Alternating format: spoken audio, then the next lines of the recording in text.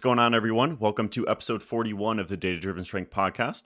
Today, myself and Zach are going to be discussing our most recent training takeaway newsletter, which was titled, Should Strength Athletes Do Bulk and Cut Cycles? So we're going to dive into some of the research on kind of the pros and cons of bulk and cut cycles versus long-term weight maintenance. If you are not already subscribed to the Training Takeaway newsletter, that'll be the first link in the description of this podcast or video if you're on YouTube. So make sure you're subscribed there.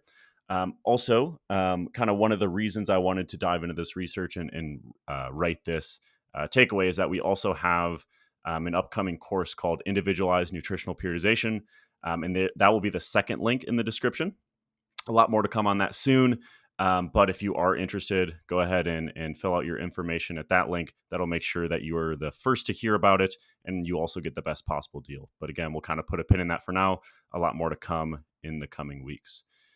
Before we dive into a pretty long segment discussing this most recent newsletter, and to be clear, there'll be some unique information here. So if you also read the newsletter, there'll be some good stuff in here and hopefully some good conversation as well.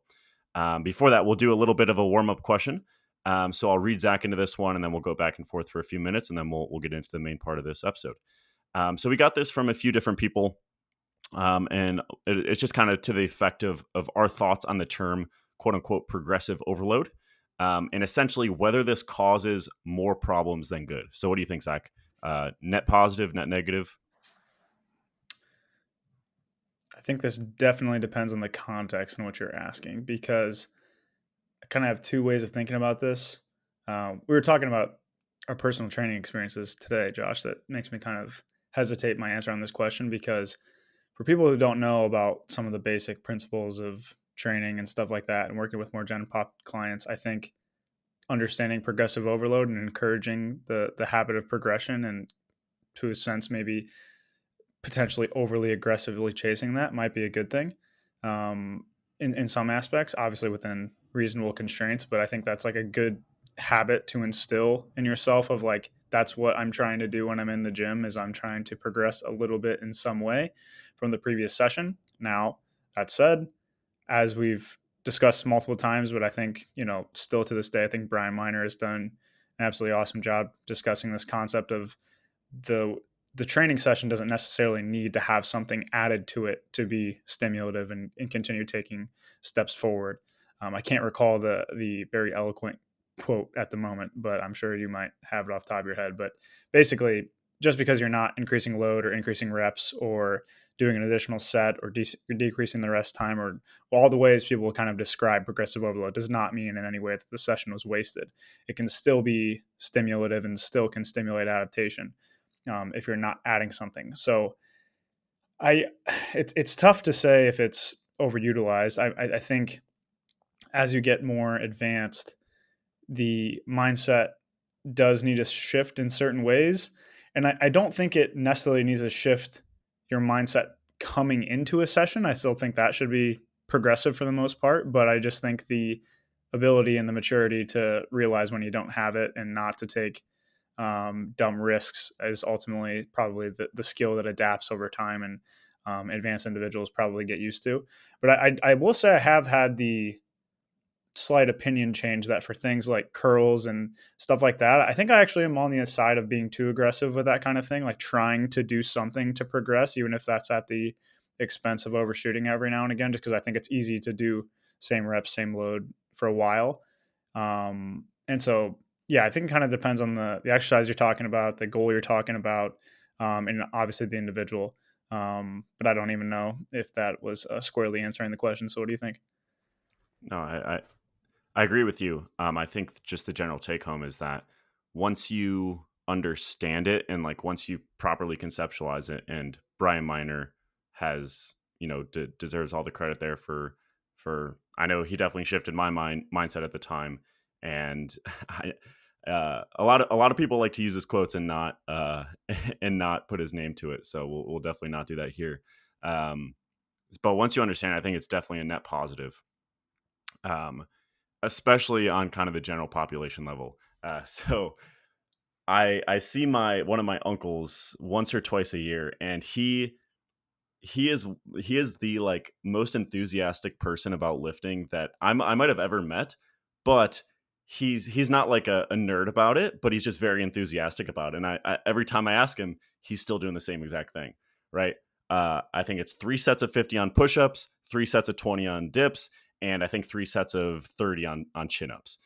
Every single time he hasn't progressed it for years. I've tried to have the conversation, but and he gets juiced up about it. But next Christmas he's still doing the same thing. So I think if I could get him to really understand progressive overload, he'd probably benefit from it. So I think the general population thing is massive, because it's probably comes pretty intuitive to most listeners of this podcast at this point, but on a general population level, I don't think that's super intuitive right off the bat. Now, for more advanced trainees, I will definitely just echo what you said, Zach. I think it's good to have a progression mindset. I think we've talked about this on the podcast before. Um, and you should expect to make progress in some capacity, essentially until you're proven otherwise on that day. Now, as you become more and more advanced, there's more and more days where you are being proven otherwise. And in my opinion, the key is just being really good and really objective at knowing when you're being proven otherwise. And when you kind of need to auto-regulate downwards, because again, once you have that good understanding that Brian Miner really kind of brought to the forefront, is that it's not that you're proactively adding things in order to force adaptations. You are reactively adding load or adding reps in order to kind of keep up with your adaptations and provide the same relative stimulus. So we could, get into the weeds in terms of the relative versus the absolute stimulus. When is it a good time to manipulate each of those? But that's probably a whole nother podcast in and of itself. So Zach, unless you have anything else to add, just maybe provide a brief intro on the main topic for today. Yeah, the only thing to add is 5 pounds, but other than that, we'll keep rolling here. So, yeah, I think this is a good time we can kind of roll into the main discussion of today's podcast. So, Josh, you did an awesome job kind of going through multiple lines of evidence, and I think kind of the word you used in your newsletter that I really liked was triangulate, and kind of try to take these multiple areas I of edited that research. word out at the last minute, Oh by the way. man, I caught in the last read. That's unfortunate. Sorry, listeners. Well, I liked it. It's probably why I got it omitted based on our editing process, generally speaking. But anyway, yeah, that was one of the things I really liked about the approach that you took with this was kind of taking findings and research from multiple areas that are tangential to the ultimate question that you were asking of should strength athletes uh, kind of structure their nutrition in bulk and cut cycles, or should they try to leverage recomposition? I think that was a really awesome approach, and I'm excited to kind of hear you dig into that a little bit more, and I'll pepper you with some questions as we go. Cool. So yeah, we'll get into those multiple lines of evidence here in a little bit, but I kind of want to set the stage, and then we'll eventually circle around to that. So ultimately, before we get into this, I think we should just address that this isn't something we talk about a ton. Like we haven't really talked about this in the past. We might have done so in passing here and there, but um, I think over the last 6 to 12 months, this is just something that's just kind of been like brewing under the surface to some degree. And obviously, Jake, who's one of our coaches, deserves a lot of credit here for anything I talk about, because he's kind of our man in terms of nutritional, sports nutrition related stuff, and maximizing strength and hypertrophy. Strength, nutritional protocols to maximize strength and hypertrophy. Again, Jake's kind of our man. Um, and it's just become more and more clear to me that this is something we should really care about. And in my experience, just kind of reflecting on it, properly handling these variables and not just kind of taking like a hand wavy approach to it is a really, really good predictor of progress. And just overall, if your kind of nutritional environment, if you will, is not permissive to good things happening in your training, you can have all the fancy X's and O's that we like to talk about in this podcast. But that kind of goes out the window, honestly, if, again, your nutritional environment is not permissive to that and you're not being, uh, again, very purposeful. And also something that we are really interested in from a research perspective and also from what we do here within our company is individualization. And when this is one of those variables that if it's not dialed in, the individualization kind of goes out the window to some degree.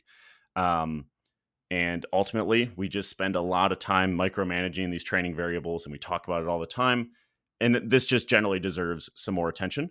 Um, Again, we're probably never going to fully specialize on this, but I think it's something for us to kind of circle back to here and there in the content we put out.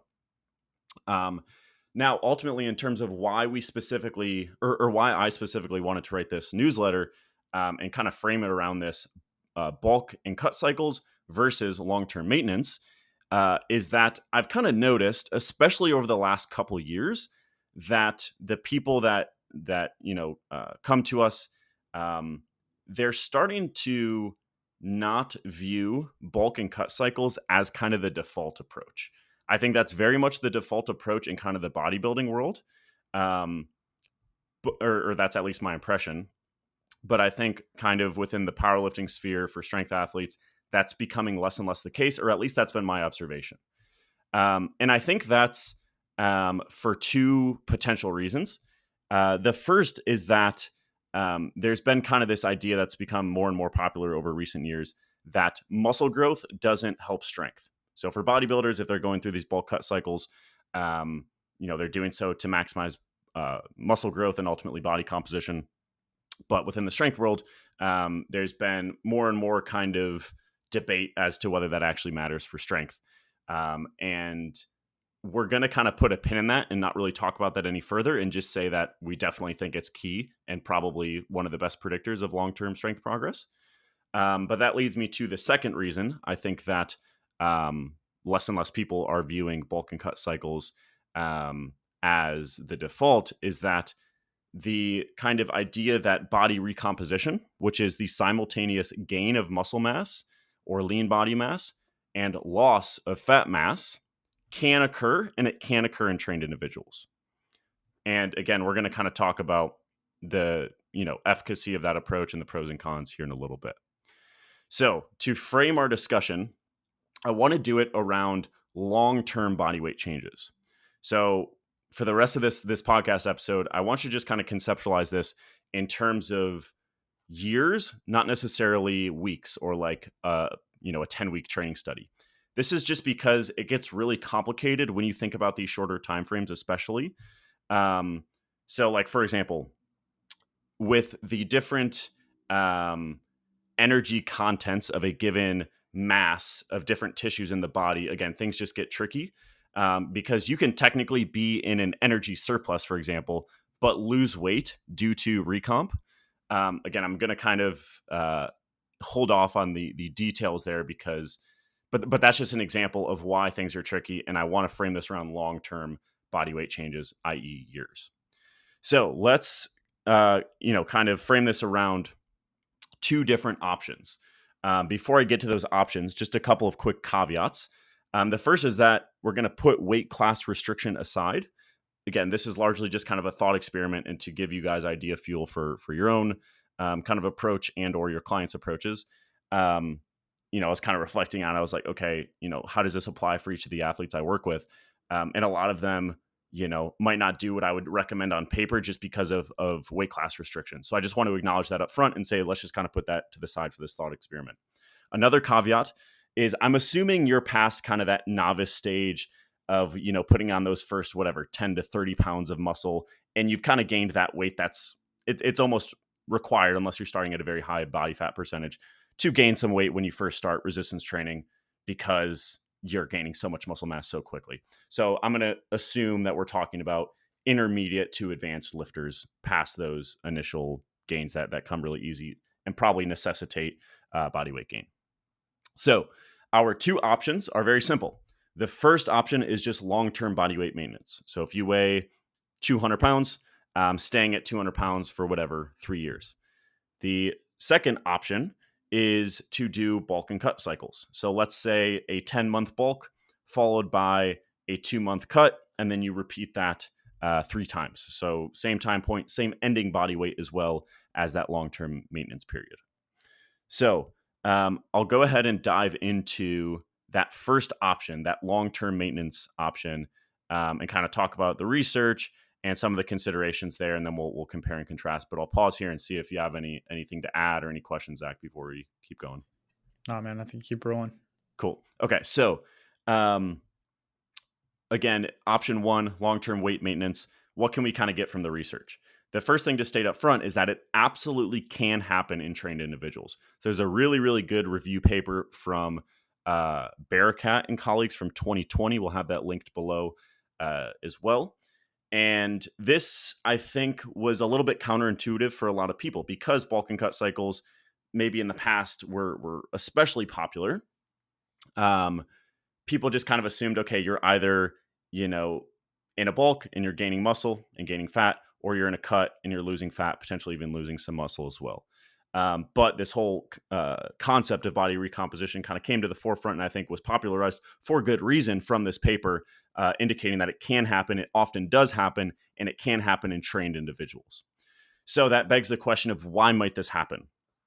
And ultimately, you kind of need to think of energy beyond just like the acute energy balance from nutritional intake.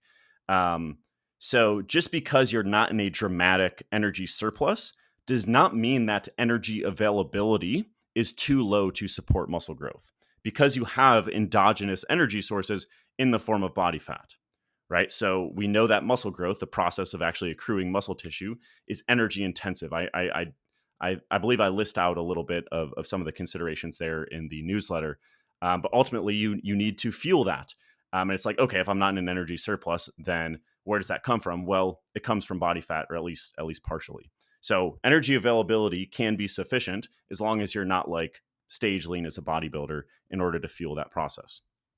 So it can happen, but I'm most interested in whether this is more or less effective in the long term compared to that second scenario or that second option I mentioned before, which is bulk and cut cycles. So let's get into option number two a little bit. And ultimately, this would make it a lot easier if we had some direct evidence in trained individuals to compare bulk and cut cycles to long-term weight maintenance, or kind of this quote unquote recomp approach. But in the absence of that data, I'm going to draw on four other lines of research for some clues. The first line of evidence I want to look at is from a study by Rosnick and colleagues from 2002. And this is actually a study design, basically exactly what we would want to see. They had one group at about maintenance, and they had one group that was in an energy surplus. If I recall correctly, that group in an energy surplus was given some sort of supplement that was like an additional 2,000 calories per day. And they were resistance training, which again is what we want to see. The group that was at maintenance, they saw an increase of 2.1% on average of fat-free mass. And the group in an energy surplus gained more than double the fat-free mass and did not gain a significant amount of fat mass. So again, this kind of seems like a slam dunk, but these subjects were untrained. So I don't think it's fair to kind of extrapolate those findings to trained individuals. I think it's just a kind of a different ball game. But nonetheless, I view this at least as a proof of concept that an energy surplus does support muscle growth. But again, it's not the same ball game in trained individuals. So we should take that with a grain of salt and just view it as one of our lines of evidence to triangulate, as Zach said, into this overall broader picture. The next line of evidence, I'm going to draw on a study from, I believe it's Bouchard and colleagues from 1990, so a pretty early study. And it almost seems silly to mention this, but I think it's important just to kind of make sure we're all on the same page, is that an energy surplus in isolation, so without resistance training, enhances muscle mass. So in other words, if you overfeed just sedentary people that aren't resistance training, they're going to gain some muscle mass. They're going to gain some fat-free mass, in addition to, of course, gaining a good amount of fat mass. So again, this is just kind of evidence that, hey, more calories generally leads to an anabolic environment. And yes, some of that anabolism is going to fat mass, but some of it's also going to fat-free mass. So that's the second line of evidence. The third line of evidence is an interesting study, and it's actually kind of a 6-year-long study. So the pre-testing measures were 6 years earlier than the post-testing measures. and it was a study on 12 rugby players.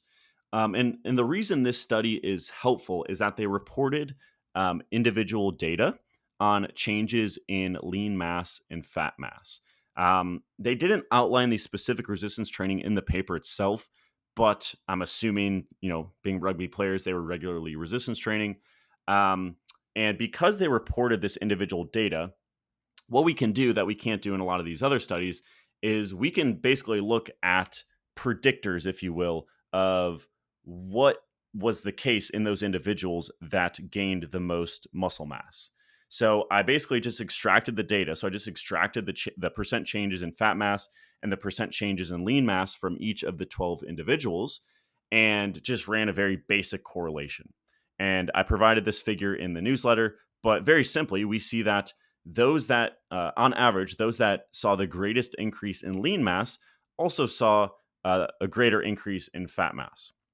So this association was not statistically significant, but the R value was like zero point 0.4 and change or something like that. So a moderate association between these two variables. Um, and I think this is a proof of concept that in a population that probably isn't doing like regular cutting cycles, that some body fat gain is probably necessary to maximize muscle growth. So I almost view this as like a 6 long bulking phase, if you will. I'm sure that there was some up and down to some degree, but in these individuals that probably aren't doing a proper cutting phase, okay, we see that those that saw the greatest increase in muscle mass also saw the greatest increase in fat mass. That's an indication that you probably need to be in an energy surplus in order to maximize muscle growth in the long term. So that's the third line of evidence. The fourth line of evidence is just an extrapolation from the research with energy deficits. So there's way more research on energy deficits, and I think that makes sense, given just the way that funding works and all that good stuff. So a recent meta-analysis from Murphy and colleagues from 2022, they had a really nice figure kind of showing the relationship between the degree of energy deficit and the change in lean body mass. So I don't really care about the actual numbers here because specifically, if I recall correctly from this meta-analysis, the population wasn't very relevant to the average reader or the average listener here. But what matters is just the general directionality. And we see very basically that as the magnitude of the energy deficit increases, muscle growth is attenuated and you eventually expect to see muscle loss. And I would just have a very, very hard time believing that if you kind of continued that relationship in the other direction, so into an energy surplus that grew and grew over time, that you wouldn't see that relationship continue. And you wouldn't see that changes in lean body mass become more and more positive over time. So again, there's these 4 lines of evidence in the absence of direct evidence on trained individuals comparing long-term maintenance to a bulk and cutting approach. None of these are slam dunks, but from reading more or less what I think is most of the relevant research on the topic, I think we can kind of put this all together and say there's enough vectors pointing in this direction to say that an energy surplus will absolutely aid in muscle growth. And because our opinion, our interpretation of the research, and our practical experience leads us to believe that more muscle growth is going to mean greater strength potential, that spending a good amount of time in an energy surplus is generally going to be our recommendation. Zach, what do you think? One quick question, then I'll give them a few more general comments. Do you remember off the top of your head what age the rugby players were? So they varied because I remember in their analysis, there was some stuff on age kind of influencing how much muscle mass they expected to see. But I don't know off the top of my head. All I can tell you, again, off the top of my head, is that it varied a good amount. Okay, yeah, because that's the one thing I imagine just for a project like that. I was just imagining logistics. I would imagine they were probably on the earlier end of like the general resistance training, which potentially Yeah, has some things to keep in mind there. But like you said, none of these are a slam dunk, and that's not what you're proposing them as. But it's just slight indications from multiple directions right. that, like you said, create a vector. all kind So of telling the same story. the average age was 24 and a half in that study. Oh, okay. Okay, that's older than I thought. So I think that's so over a 6 year period. So you start when you're 18 or so, um, or is that the starting age? I'd imagine that's the starting age because yeah, I'm like 85% sure that's the starting age. Okay, that's even better then. So cool. So that was just a quick question. But yeah, man, I think overall, I think you did a great job outlining this stuff. And like you said, I think kind of looking at the multiple areas that you discussed, you can see how the arrows are kind of pointing in that direction. The only thing we were kind of discussing just a little bit before we got started that I always want to keep in mind with this kind of stuff is it is somewhat dependent when we're trying to finally talk about values such as fat mass that are slightly negative and it's a pretty precise. Um, Obviously, the conversation around measurement error becomes something you have to really strongly consider. And there's a whole nother rabbit hole you could go down talking about the nuances of controlling for all those types of things. And that's not what we're here to talk about. It's just, I think that's another line of kind of just reasoning almost that helps to kind of swing you more so towards the neutral to positive effects of a surplus when you're trying to put on lean mass, because you'd have to consider the fact that some of these changes in fat mass or changes in lean mass, if they're pretty small in these studies that do show recomposition, depending on the way that the everything was measured, some of that you could chalk up to measurement error. And if that's the case, maybe some of the recomp stuff is a little bit more. You just need to have a little bit more tempered conclusions almost on how frequently that occurs potentially. But that's just something I always keep in mind. But other than that, I think it just maybe puts me on slightly more on the side of the fence of if I had to choose which one of these directions, and if I was a betting person on which side of the aisle here, I think the energy surplus for a lot of the reasons you described, and maybe some of just thinking about it and placing bets based on type and error and all that kind of stuff, I'd probably sit on the energy surplus side as well. Yeah, that's well said. Really quick, I just confirmed that yeah, 24 and a half was the starting age Yeah, so for that that cohort. really really interesting kind of Yeah. paper to keep in mind then for sure. Yeah. We could do a whole podcast on the limitations of that quick little regression I made. So yeah, none of those are a slam dunk, but I Got to did. rename the newsletter Idea Fuel. Yeah. No, and that's what I like about this format because sharing some of that stuff like in 100%. shorter and shorter form on something like Instagram, you can't have you can't present it with caution, or at least you can present it with caution, but it's often not interpreted with caution or interpreted as such. Um, but again, just presenting it as idea fuel and just as a line of evidence to consider, that I thought was pretty interesting because I think when you think about this research on kind of indicating that recomposition can happen. So just to be clear, what that Bearcat review did is they basically just said, hey, here are just general training studies. Here are the average changes in lean mass and in fat mass, and hey, here are some studies we found that the lean mass goes up and the fat mass goes down, which is awesome. I think that review is totally awesome. I think everyone should read it. Um, but it does, like, just because something does happen does not mean you ought to go that route or that you ought to do it. Just because something is possible doesn't mean it's the best way to go.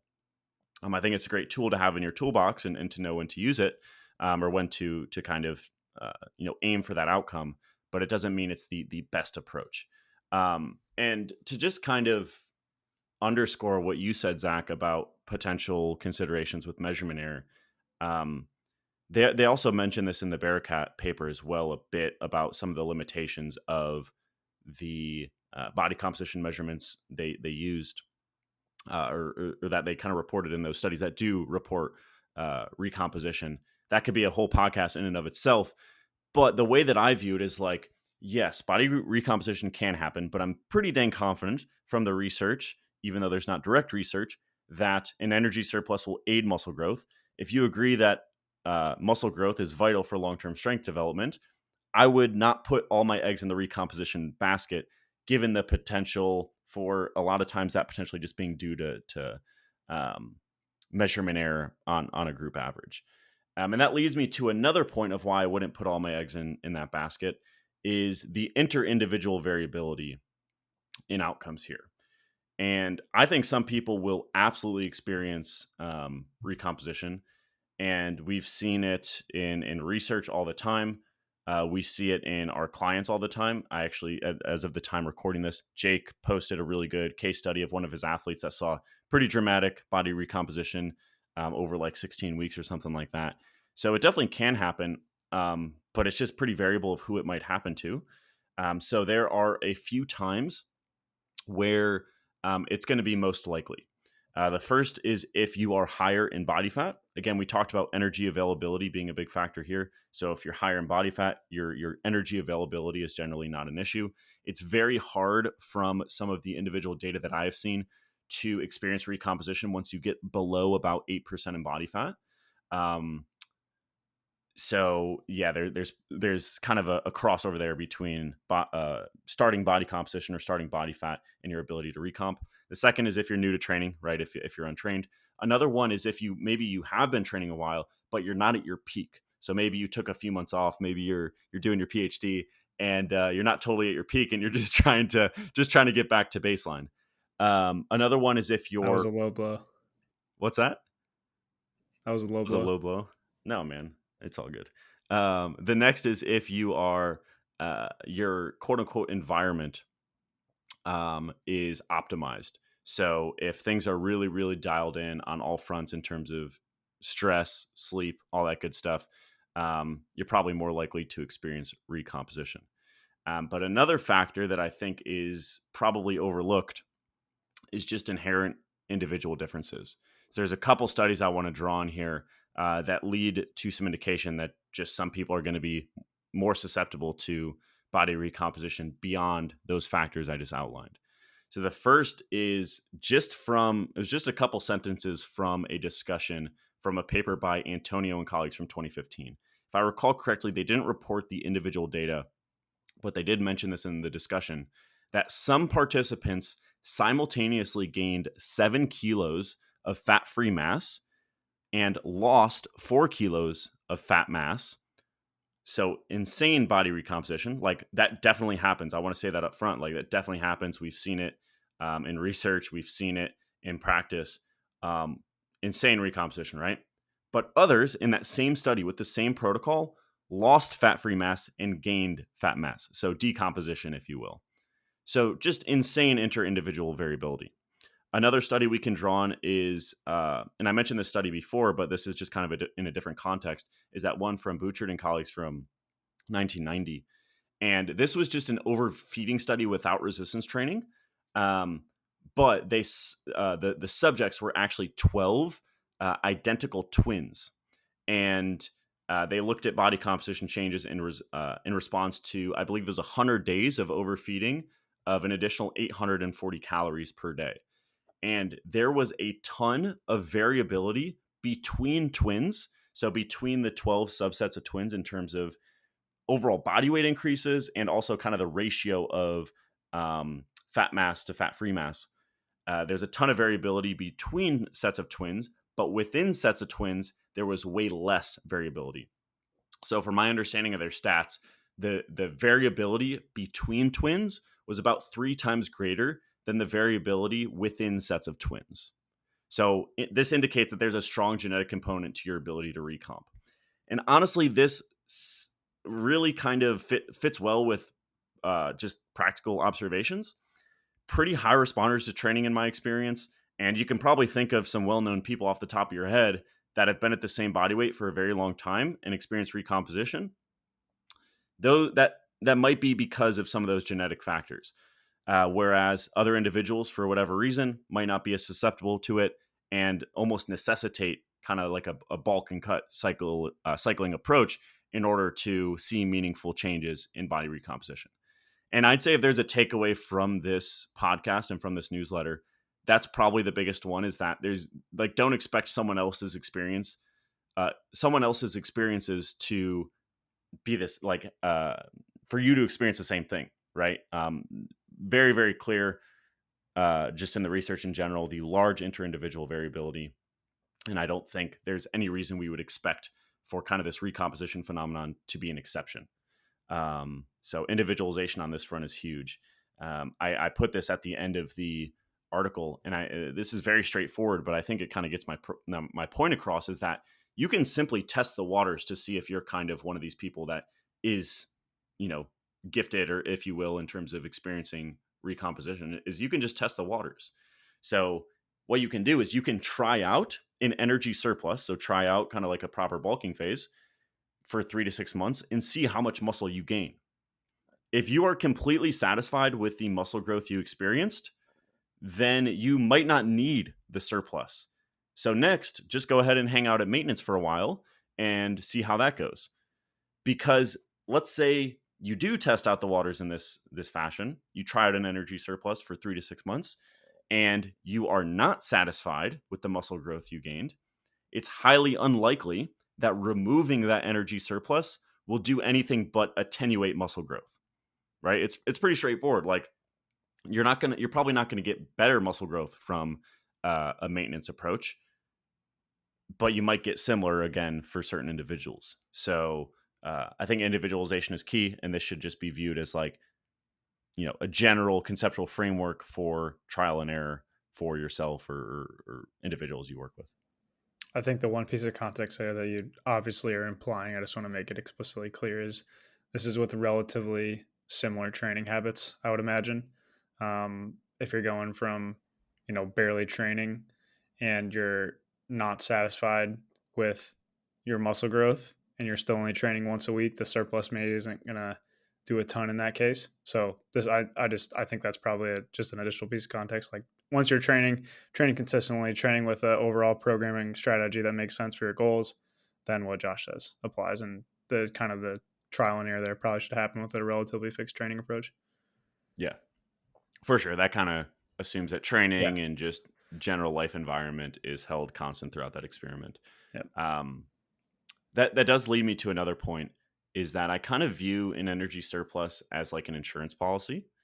Um, Based on the research, and I kind of mentioned the factors that might lead to someone experiencing recomposition, is one of those factors is just having kind of your quote unquote environment dialed in, right? You're able to train at a consistent time each day at a time that works well for you.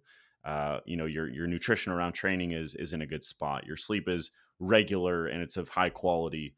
Stress levels aren't through the roof. Yeah, you're probably a good candidate for recomposition in that scenario. But um, I'll speak for people that I work with. They're all very ambitious people and they have a lot of things going on, whether they're pursuing higher education or just trying to crush it in their career, whatever the case may be. Lifting is a big part of who they are, but it's not everything, and they need to balance that to some degree. So I almost view it as an insurance policy of, obviously you should always do your best to dial those variables in, but you know, to kind of ensure that things move in the right direction, being in a detectable surplus can go a long way. Bingo. I agree. Cool, cool. Um, all right, should we give caveats galore here? Yeah, probably. Yeah, Not a bad probably. idea I to feel like I've round been it out with some speaking of that. with. I feel like I've been speaking with too much. Uh, I don't know what the word is. Gusto, Yeah, one might conviction. say. Too much No, conviction. no. I Um, think you've been doing a good job. It's tough. Like the one thing I was going to ask that I think helps to conceptualize the limitations is okay. You've looked at this extremely closely. Um, what do we not have? What's the research design and just the general source of data you're looking for to help us kind of clear up the biggest questions and the biggest limitations of the work that we do have?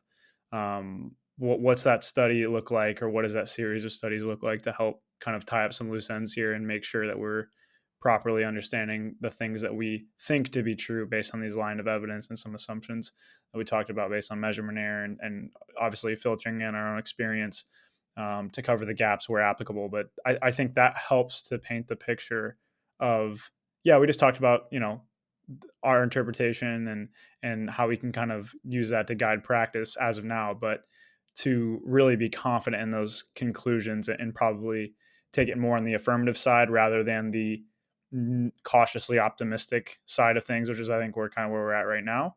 What are you looking for? yeah, that's a good question. A paper that comes to mind for me is one that I haven't seen talked about a ton or cited a ton. Probably because there weren't any like flashy findings, as it typically goes. It's from Smith and colleagues, I think from 2020 or 2021, and I really like this approach, and I think this will give us a lot of good insights. Um, is more or less making it these variables continuous, and being able to see, okay, when someone is in X degree of energy surplus, so maybe a high energy surplus versus low versus maintenance versus moderate deficit versus a large deficit, essentially making that a continuous variable, seeing the outcomes, and then kind of back calculating predictors on an individual level for what led to the best body composition or strength improvements. And that's what this study from Smith did. I'm not going to talk about the findings necessarily because um, it was a pretty small sample size, and I don't think there's really much to go over or in terms of takeaways that we haven't already talked about. But that study design really comes to mind for me because there's some serious limitations in terms of, especially when you don't have the means to put everybody in a metabolic ward and control their rate of gain very precisely. Is probably give people rough guidelines and then just kind of say, okay, where they end up is where they end up. And then we can back calculate predictors and we can see that, okay, eventually we see this, the benefit of an energy surplus to kind of plateau or diminishing returns really set in on average. But, oh, they didn't do it for this individual. So that's another caveat. So that's what comes to mind for me. And then I would also say, uh, just getting more and more individual data, I think, is helpful. So, like, that's why that study on the rugby players was helpful, and it gave us some additional insights that could have been gained from other studies if we had the individual data. And I think that's the direction things are going, which is awesome. The other obvious one is just a replication of that Rosnick study, but in trained individuals. I thought that was a really good design. The energy surplus was pretty extreme. It was like 2,000 calories. But yeah, basically, if we want to answer the question of, hey, is long term weight maintenance versus an energy surplus, what, like, how much better is the muscle growth, if at all, in trained individuals? Yeah, just go ahead and test that directly. That'd be kind of my answer. Three parts there. Can you describe the Smith study just a little bit more, just because I'm not super familiar with that one in terms of like how the design worked, just so I can totally understand what you're saying. I think what you said is just kind of, it sounded like more of like an observational type thing where you're basically telling people to Yeah. do certain things, but then like you said on the back end, maybe you told somebody to enter a 500 calorie surplus, but in hmm reality they were only in a 300 calorie surplus, and then ultimately looking at those relationships between what the individual did and the ultimate their change and body composition. So basically, I would assume just a higher sample and just ultimately taking a shotgun approach in terms of trying to observe as many people as possible and try to get some information on those overall relationships. Is that accurate? Yeah, exactly. So Yeah. they were basically, I think the word they used is encouraged in the manuscript. They were encouraged to gain 0.45 kilograms per week. And they were given, like, I think a mass gainer shake that was like 650 calories or so daily. And I believe they had them come and train in the lab 3 sessions per week. And they basically looked at the outcomes of interest. If I recall correctly, it was kind of like um, it was like the change in fat free mass over the change in body mass times 100. So basically, okay, most people are going to gain weight if we tell them to and we give them additional calories. Um, but not everyone's going to hit that head on. So um, we can essentially like back calculate and say what were predictors of the best kind of ratio of fat free mass to changes in body mass. Does that answer your question? Yeah, I guess. Yeah, just I'm thinking about this on the spot. The really cool thing would be, this is just obviously armchair researcher. Never done a nutrition study, probably never will. Sounds like a nightmare, but some sort of crossover component where you have the same person doing multiple dietary strategies would be super Yeah. interesting as well. Yeah, I'm looking at my Um, notes on this paper, and I kind of wrote as like one of the reasons I don't think they necessarily noted any meaningful predictors in terms of the outcomes of interest is that with nutrition, you can't do a within subjects design. I was recently Exactly. recently looking into some of the math on how much more statistical power you have in detecting a difference with a within subjects design versus a parallel groups design, and it's pretty crazy Hmm. how much more statistical power you had. I can't remember the sample size of this study off the top of my head, but um, seeing if I have it here, I don't. But it was relatively small, so that was probably the reason we And the couldn't thing, get a ton from it. yeah, and the But a thing with crossover design is the next best option in that case. nutrition studies is like you were saying, like you can't really assign people to groups because adherence is essentially it's so difficult to make sure people actually adhere to nutritional protocols if you're not giving Yeah. them all of their meals. And that's why I liked Um, that the outcomes of interest were treated as continuous variables in this mhm. case. Yeah, Right? It's not like they had one group they told to gain really fast, one group to gain really slow. They just yeah, had everyone gain attempt to gain at a certain rate, right. but they knew there was going to be a spread there, Yeah, which I thought was exactly. Yeah, interesting. that's interesting. Okay, cool. The only other thing I had to talk about you, just because I've heard this chatter, one might say, um, when we're coming back to kind of the recomp stuff about increasing protein intake and how that may be a strategy to increase the likelihood in which recomposition would happen. Do you have any thoughts on that based on what you've read?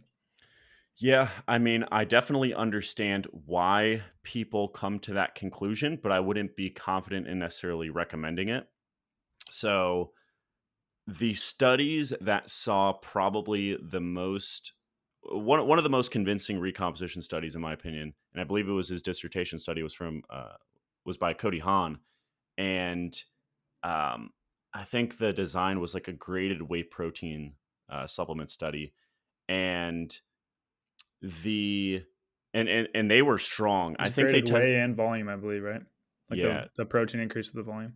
exactly. So they were pretty strong, if I recall correctly. I think they reported 3 rep max strength, but I did like some basic whatever bodybuilding.com calculations, and I think on average, like that would lead to the relative strength being like 1.7 times body mass for that cohort in terms of 1 rep max strength, which is pretty dang good in the research. So they were pretty well trained individuals, and they did see a good amount of recomposition in the higher protein groups. I think there were 2 groups that had like higher average protein intakes, if I recall correctly. Um, and I'm trying to quickly look at the average daily protein intake in those, but I just remember it was high. I just remember it was high. Um, and they saw recomp there, and that's probably the most trained cohort we've seen recomposition in. So that's one point in the column for high protein intakes. Another, and this is probably the most like kind of jaw dropping recomposition study, is by Antonio and colleagues. And they had a group that ate very high protein. I think it was like an additional 500 calories per day. And they lost significantly more fat mass than the group that I believe they didn't have additional protein. So, um, that's kind of like the study I think a lot of people point to is that Antonio study. But this is where the control aspect really comes in.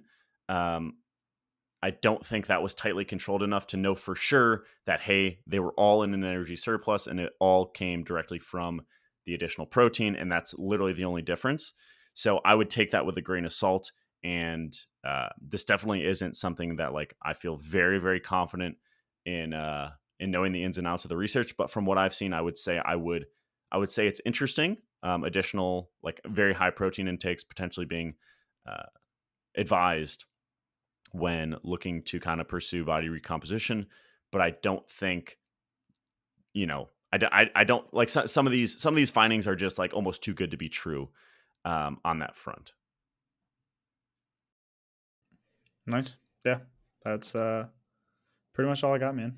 Sweet. I thought you did an awesome job, and yeah, this is just an interesting area of research to definitely keep an eye on. I think, like you mentioned, I think just some of our conversations about this, and just talking about it while we're training and stuff about, as you mentioned, and I think looking back, both on personal and coaching experience as well, like I think that word predictability of progress is just ultimately what I come back to from a practical perspective is that purely just going off that anecdote, like it does seem to be related of when people are intentional with nutrition and really try to get those variables aligned in some way and try to knock the dominoes in their favor in terms of being in a surplus most of the time. That seems to lead to favorable outcomes. And I think that overall, this evidence would tend to lean in that direction, but there's definitely some remaining questions to be answered. And I believe I know some people that are working on projects to help kind of muddy this up a little bit. I mean, not not muddy it up, hopefully to